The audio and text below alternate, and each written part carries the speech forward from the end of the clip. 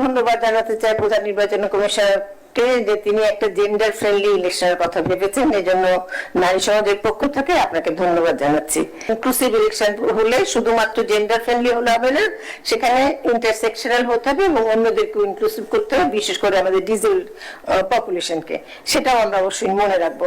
শুধুমাত্র যদি প্রধান নির্বাচন কমিশনার আশা প্রকাশ করেন সেটা দিয়ে জেন্ডার ফ্রেন্ডলি হয়ে যাবে না।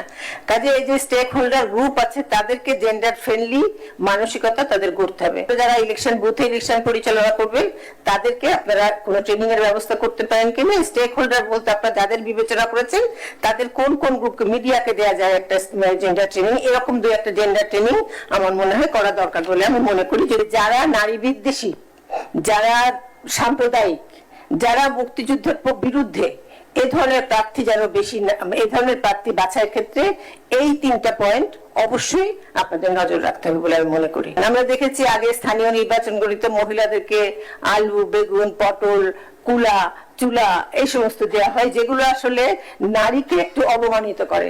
কাজে প্রতীক বরাদ্দের ক্ষেত্রে আপনাদের দৃষ্টি রাখতে হবে যে নারীর প্রতি যেন কোনো নারীর ইমেজকে ক্ষুদ্র করে এরকম কোনো প্রতীক দেওয়া যাবে না। নির্বাচনের আগে এবং নির্বাচনের পরে যে মব সৃষ্টি হয়, নির্বাচনের পরেও যে নানা ধরনের নারী নির্যাতন হয়, সেগুলো হয়তো নির্বাচন কমিশনের এখতিয়ারে না, কিন্তু আমার মনে হয় সেই এলাকাগুলো যদি আপনারা চিহ্নিত করে রাখেন তাহলে সেই এলাকাগুলোতে একটু বিশেষ নজর থাকতে পারে। সমাজকে, জাতিকে বিভাজন করে এরকম কোনো প্রচার করা যাবে না। এবং সেখানে দুইটা বিষয় আমি বিশেষভাবে উল্লেখ করতে চাই। একটা হচ্ছে নারী বিদ্বেষ।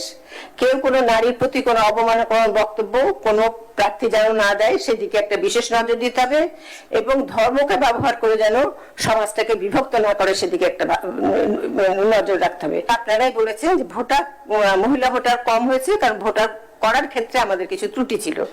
এই ত্রুটিগুলো কি, সেগুলো যদি আপনারা চিহ্নিত করতে পারেন তাহলে আমার মনে হয় ভবিষ্যতে ভোটার করার ক্ষেত্রে আর কি, ভোটার কার্ড দেওয়ার ক্ষেত্রে, ভোটার ইয়ের ক্ষেত্রে যদি যে ত্রুটিটা আছে সেই ত্রুটিটা হয়তো দূর হওয়ার সুযোগ থাকতে পারে। আরপিওটা কাগজের মধ্যে থেকে যাচ্ছে কিন্তু এটা অনুযায়ী কোনো কাজ হচ্ছে না। মানে আমরা যে বলছি 33% প্রতিনিধিত্ব সব জায়গায়, তো এটা মনিটরিং করার কোনো পদ্ধতি আপনারা ভাবতে পারেন কিনা, এটা একটু আমরাও ভাববো, আপনাদের একটু আমার ভাবার জন্য আপনারাও ভাবেন। এটা একটা অনুরোধ আমার কাছে থাকলো। নির্বাচনের মূল লক্ষ্য তো হলো জাতির প্রতিনিধিত্ব নির্ধারণ করা।